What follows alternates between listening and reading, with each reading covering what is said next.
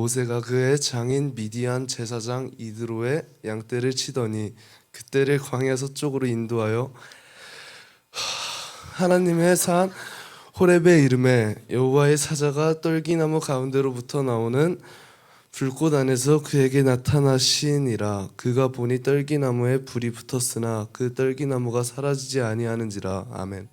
기도하겠습니다. 하나님 아버지 감사합니다. 이 시간 시간을 빌려 주님께 주님 앞에 모인 우리 모든 사람에게 하나님의 말씀을 그리고 내가 만난 하나님을 나누고자 합니다. 나누는 가운데 하나님께서 함께하여 주시옵시고 우리 한 사람 한 사람의 마음 가운데도 찾아와 주세요. 예수님의 이름으로 기도하옵나이다. 아멘. 반갑습니다.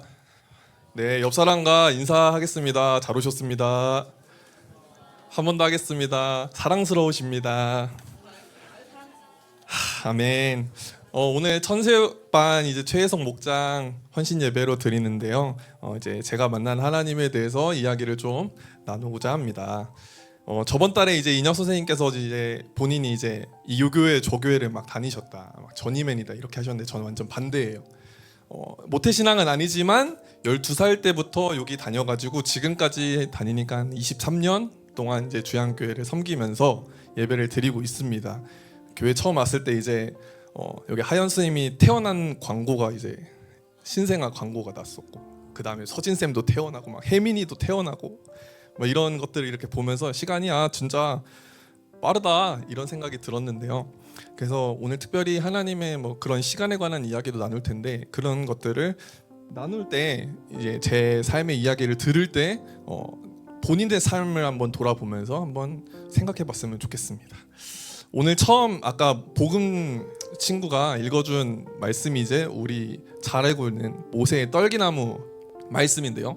이제 떨기나무가 이제 원래는 타서 없어져야 되는데 안 없어지고 계속 활활 타오르는 기적이죠. 근데 여기서 궁금한 게, 여기서 혹시 나는 신앙생활하면서 기적을 한번 겪어본 적이 있다, 아니면 환상을 본 적이 있나요? 혹시 선생님들까지 해서 아무도 없어요? 있나요? 한 명, 두 명?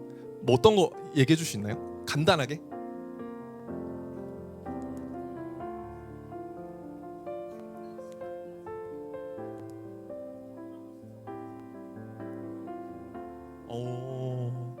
사모님은요?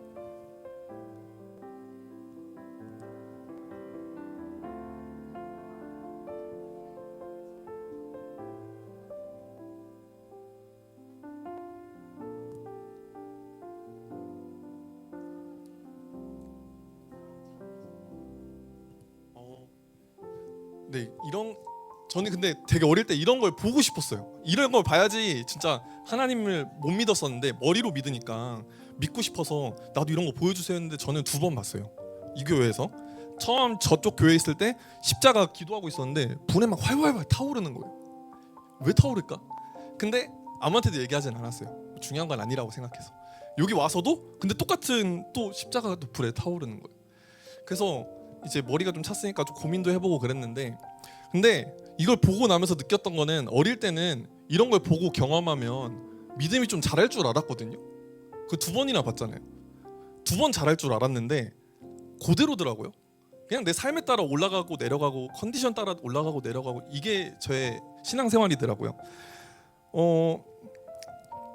저는 하나님이 살아계신 것도, 그리고 우리를 사랑하셔서 예수님을 보내시고 그리고 십자가에 돌아가시고 부활하시고 이 모든 일련의 그 과정들을 저는 다 믿는데요. 여러분들도 다 믿으시나요? 아멘으로 한 번 더 고백해 볼까요? 믿으시나요? 제가 살면서 느낀 거는 이런 믿음은 이런 환상이나 이런 그런 좀 신묘한 이벤트로 나의 믿음이 얻어지는 게 아니구나라는 생각이 들었습니다. 삶의 주인이 하나님이시라면 우리는 삶의 주인이 하나님이십니다 라는 이 고백을 가지고 부단히 치열하게 하루하루를 살아가야 될 것 같아요. 생각해보면 저는 그 환상 본 것 외에서 특별한 인생은 아니었던 것 같아요. 하나님께서 막 점지해 주신 것 같은 그런, 예를 들면 뭐 김연아라든지 요 피겨에 완전 달란트가 있어 보이고, 뭐 아니면 뭐 손흥민 같이 대단한 사람이잖아요. 그런 것처럼 되게 특별한 재능을 가진 건 아니었습니다. 어릴 때도, 학창 시절에도. 그래서 근데 글 쓰는 건 참 좋아했던 것 같아요. 글 쓰는 거 좋아하고 그래서 뭐 대회 같은 거 어릴 때 나가면 백일장 같은 거 나가면 무조건 입상하고 공부를 안 했지만 수능 같은 것도 언어는 하나 틀리고 근데 이제 공부를 안 했기 때문에 수학은 이제 5등급 영어는 6등급 뭐 이런 식으로 해가지고 그냥 평탄하게 학창 시절 보내고 대학교 무난하게 그냥 다니고 대학교 졸업해서 학교 연계해서 취직해서 무난하게 보내고 이직도 하고 여러 일 하면서 그냥 평범 무난하게 삶을 돌아보면 그렇게 살았던 것 같아요. 그리고 또 10대 20대 제 신앙생활도 한번 돌아보니까 그때는 또 원망과 불신이 엄청 가득했던 것 같아요. 물론 환상 같은 것도 경험하고 그랬지만 기도를 하도 안 들어주시니까 그런 거가 쌓였던 것 같아요. 예를 들면 뭐 이런 거죠. 고등학교 때 이제 수요예배 금요예배 와서 기도 앉아 여기서 이제 무릎 꿇고 기도 드립니다. 하나님, 제가 정말 사랑하는 사람이 있는데 그 사람이 저도 첫사랑이라는 게 있잖아요. 그러니까 이제 고등학교 1학년 때부터 해가지고 뭐 군대 갔다 올 때까지 한 5년 동안 이제 지지고 볶고 했었던 것 같아요. 그 과정에서 이제 그 친구가 살짝 이제 멀어졌을 때 이제 기도를 하는 거죠. 하나님, 마음 좀 돌려주십시오. 돌려주시면은 어떻게 하겠습니까? 신앙생활 열심히 하겠습니다. 공부 열심히 하겠습니다. 들어주셨을까요? 안 들어주셨죠, 당연히. 뭐 공부도 뭐 그리고 돈 버는 것도 하나님 도와주시면 이번만 도와주시면 들어주셨을까요? 단 한 번도 안 들어주셨어요. 근데 들어주시는 분들도 계시더라고요. 그런 걸 보면서 상대적인 박탈감을 어릴 때 막 느꼈던 것 같아요. 누구 기도는 수련회 때 가면 내가 기도 열심히 하는데 나는 은혜 못 받은 것 같고 근데 저 친구는 은혜 받아가지고 뭔가 좀 이렇게 펼쳐지는 것 같고 누군가의 간증 이야기를 들으면 그래서 막 박어 기제가 펼쳐지는 거죠. 하나님 근데 왜 저는 하나님 살아계신 거 맞는지 이런 근본적인 물음으로 이제 10대 20대 신앙생활을 보냈던 것 같습니다. 근데 저만 비단 그러는 건 아닌 것 같아요. 여러분들도 말은 안 하지만 사실 다 비슷하지 않을까. 나의 기도가 왜 하나님께 올려지지 않을까. 그러니까 자연스럽게 내 삶에서 하나님의 그 향기가 묻는 삶이 아닌 거죠. 내가 살고 그리고 주일에 와서 리프레시하고 또 나가고 주일에 와서 리프레시하고 또 나가는데 관련 없는 삶을 사는 것 같은 그런 느낌. 그러니까 수련회 때 막 울고불고 하는 거잖아요. 성경 말씀을 한 구절 읽어보고 싶은데요. 여러분이 같이 읽으면 제가 청중의 입장에서 읽으니까 뭘 읽었는지 기억이 안 나요. 그래서 제가 읽을 테니까요. 보시면서 좀 상상을 해봤으면 좋겠습니다. 사도행전 7장 20절부터 25절인데요. 스데반 집사님의 설교 일부분입니다. 그때 모세가 났는데 하나님이 보시기에 아름다운지라 그의 아버지의 집에서 석 달 동안 길리더니 이 말씀만 보면은 되게 좋아 보이는데 좋은 게 아니에요. 모세는 어디서 태어났냐면 히브리 백성의 어떤 집안에서 태어났어요. 그때 당시에 히브리 백성이면 노예의 집에서 태어난 겁니다. 아주 흙수저예요. 근데 심지어 21절 초반 부분 어때요? 버려진 후에 버려졌대요. 거기서도 버려진 거예요. 완전 억가죠. 인생 억가. 그래서 바로의 딸이 근데 갑자기 그를 데려다가 자기 아들로 기름해요. 이게 정말 놀라운 사실인데 바로의 딸이면 뭐예요? 이집트의 공주가 데려가서 그냥 종으로도 기를 수 있는 거예요, 사실. 근데 뭘로 길러요? 자기 아들로 기름해요. 인생이 어떻게 됐다? 역전됐다. 완전 억가에서 하나님께서 막 부어주시는 것 같은 느낌이 드는, 제 입장에서 봤을 때 김연아 같고 막 손흥민 같고 그런 인생인 거예요, 모세가. 그래서 그 이후에 모세가 애굽 사람의 모든 지혜를 배워, 심지어 이제 가진 것도 가졌는데 금수저니까 다 배우고 다 가지고 있고 그의 말과 하는 일이 능하더라. 다음 넘겨주세요. 나이가 40이 되면 그때까지 별탈 없이 지낸 거예요. 완전 뭐 요즘으로 따지면 이재용 느낌이라고 생각하면 되지 않을까 싶어요. 그래서 그 형제 이스라엘 자손을 돌볼 생각이 나더니 심지어 이제 그런 입장에서 예수 그리스도의 우리로 따지면 그리스도인적인 사고 방식까지 잘 이렇게 성장을 해버린 거예요. 왜? 나만 잘 살면 되는 게 아니라 우리 자손들, 내 노예된 히브리 백성들까지도 염두에 둔 삶을 40년 동안 이렇게 잘 성장해온 거예요. 그런 모세는, 제가 봤을 때 모세는 완전 엄친아, 옛날 말로 표현하면. 그래서 어느 날은 모세가 한 사람이 원통한 일을 당함을 보고 보호하여 압제받는 자, 그러니까 히브리 백성 노예가 고통받는 거를 위해서 이걸 원수를 갚아서 애굽 사람을 쳐 죽여요. 이거 잘 알죠? 그다음 넘겨주세요. 그래서 그는 머릿속으로 생각을 한 거예요. 형제들이 하나님께서 자기의 손을 통하여, 그러니까 나를 통해서 구원해 주시는 것을 깨달을 줄 알았던 거예요. 나를 통해서 이제 일어나는. 그래서 뭐 해방할 수 있는 그런 인권이 뭐 신장되거나 뭐 이런 것들을 꿈꿨을 수도 있을 것 같아요. 깨달으리라고 생각했으나 그 다음에는 좀 모세의 생각대로 잘 안 됩니다. 때렸더니 어느 날 가보니까 히브리 백성들이 야 너도 나도 때려서 죽일 거냐. 백성들도 이해를 못 해주고요. 모세의 입장에서 생각해보면 하나님이 도와줄 법도 한데 내 인생 이렇게 끌어주셨으면 하나님이 이쯤 됐을 때 도와줄 법도 한데 안 도와주세요. 침묵하십니다. 그래서 어떻게 되냐면 광야로 도망가는 거예요. 거기서 이제 장인 이드로를 만나고 우물에서, 그리고 광야 생활을 그 다음부터 40년 동안 하게 되는 게 모세의 인생의 전반부예요. 보면서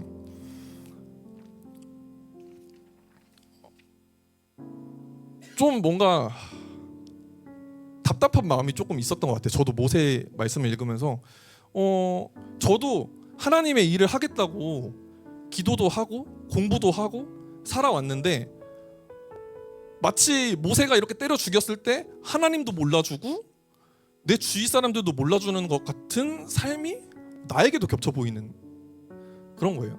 그래서 하나님 왜 나에게 침묵하실까? 왜 모세에게도 침묵하실까? 말씀 한 구절 더 읽겠습니다. 30절이에요.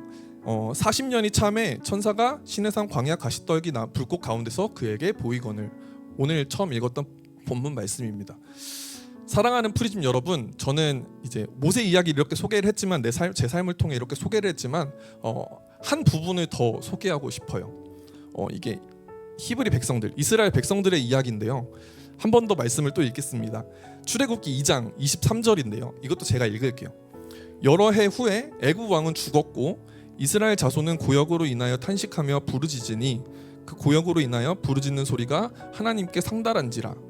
하나님이 그 고통 소리를 들으시고 아브라함과 이삭과 야곱에게 세운 그 언약을 기억하사 이스라엘 자손을 권념하셨더라라고 말씀에 적혀 있는데, 하나님이 그들을 기억하셨더라라고 적혀 있어요.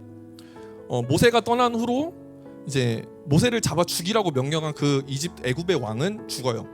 그러고 나서도 이스라엘 백성의 압제는 계속 받고 있는 거예요. 그래서 백성들이 막 부르짖습니다. 하나님 고통스럽습니다.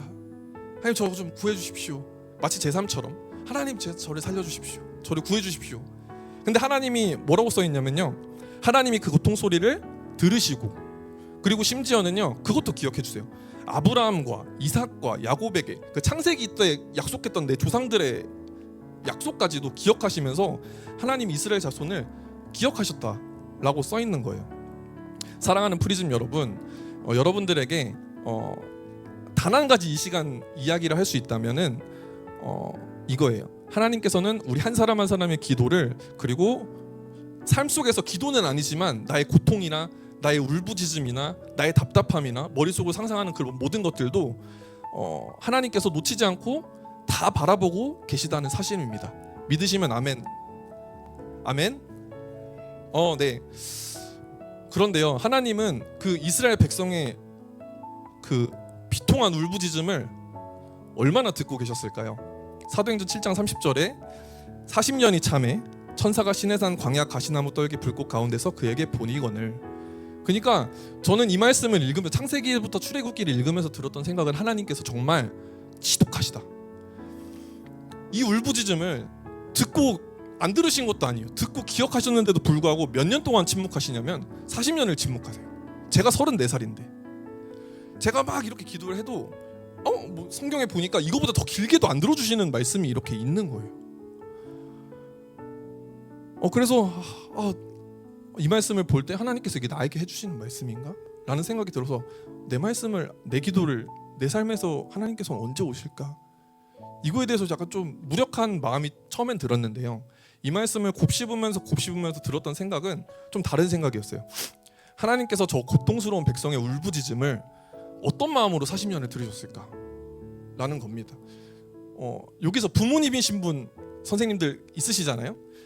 부장 선생님 뭐 예를 들어서 채훈이나 뭐 가람이가 아파서 막 죽으려고 그래. 응급실 가본 경험 있으시죠? 어때요?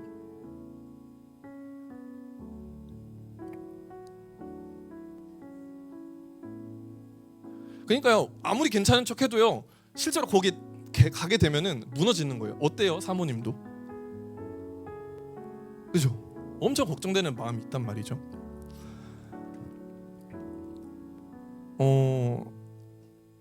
왜냐면은 왜 부모님들이 그런 마음을 가지고 있냐면은 사랑하기 때문이거든요. 가람이 채원이를 사랑하기 때문에, 씨알을 사랑하기 때문에, 그리고 하나님께서도 우리 한 사람 한 사람 한 사람 그리고 나까지도 사랑하시기 때문에 어떻게 하셨냐면은 예수 그리스도를 이 땅에 보내주시고, 그리고 그 아들을 심지어 죽이기까지 하세요. 우리를 사랑하시기 때문에, 너무나 사랑하시기 때문에라고 성경에 쓰여 있습니다. 말씀을 정리할 건데요. 프리즘 친구들은 우리 그리고 저까지도 포함해서 삶으로 나아갈 때, 그리고 내 삶을 이렇게 돌아볼 때 뭔가 남은 것 같지 않아도, 그리고 하나님께서 내 기도를 들어주시지 않는 것 같더라도, 뭐 돌아보면 은혜라고 고백할 수는 있겠지만 내 지금 당장에 그런 기도들이 안 들어주시는 것 같은데 라는 순간이 와서 내 신앙이 좀 멀어지는 것 같은 느낌이 들지라도 이거 하나는 기억했으면 좋겠습니다. 하나님께서 절대 우리의 기도를 외면하시거나 안 들어주시지 않는다는 사실. 왜냐하면 그건 성경에 써있기 때문입니다. 저의 삶이 비록 보잘것 없어 보이고 간증도 없어 보이고 그렇지만 하나님께서는 나의 삶을 지켜보고 계신다.